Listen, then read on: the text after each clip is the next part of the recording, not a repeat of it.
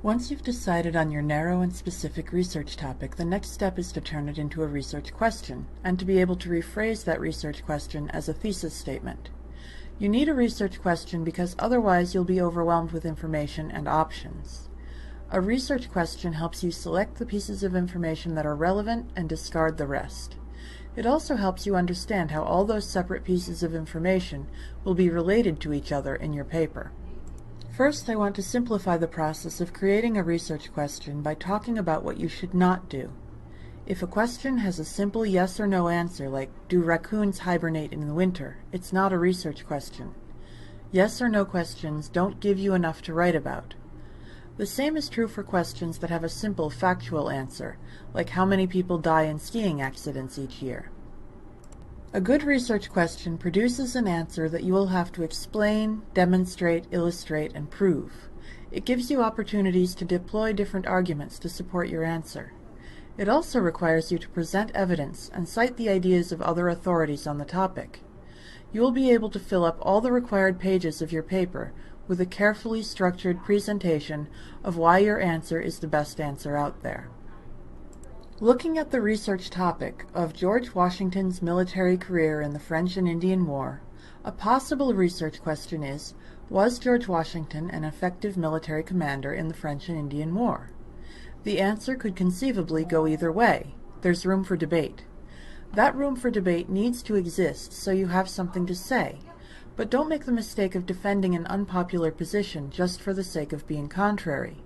Much of the time, positions are unpopular for a good reason. There needs to be room for debate, but not too much room. Your goal should be to contribute something real and substantial to overall scholarly conversation about the subject. Once you have your research question, the next step is creating your thesis statement. This part is simple. The thesis statement is your answer to the research question. So if my research question was George Washington an effective military commander in the French and Indian War?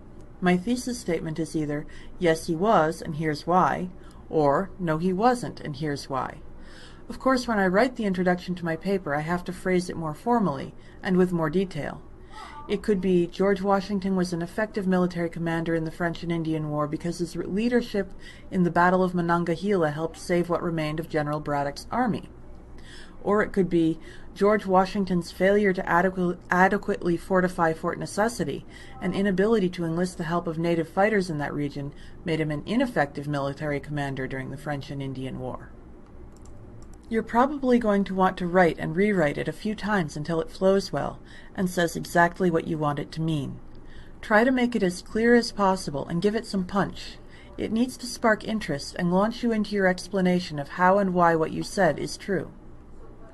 Let's do a few more examples. Beware that I'm making no attempt to be factually correct here. I just want to show you the structure. If your research question is, what impact do invasive fish have on waterways?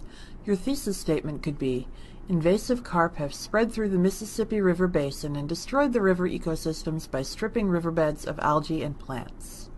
If your research question is, what is the significance of sheep imagery in the Christian Bible's Book of Revelation? Your thesis statement could be, in the Book of Revelation, the sheep symbolizes both obedience to God's will and a sacrificial offering to God to expiate sin. And if your research question is, what is the relationship between childhood trauma and dissociative identity disorder in adulthood? The thesis statement could be, while most adults with dissociative identity disorder have a history of childhood trauma, only a very small fraction of children who survive trauma develop dissociative identity disorder as adults, because most of them deploy other coping mechanisms. So long story short, your thesis statement is just the answer to your research question, but make sure to phrase it in a way that properly leads into the main points of your paper.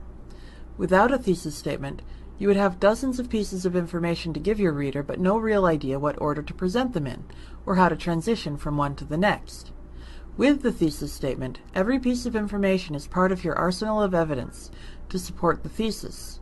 You connect them with logical arguments and transitions.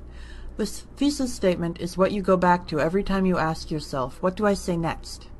Look at what you've already said and say, well, if I were my reader, what would I be confused about now? What point would I be challenging now? What would I want to know next?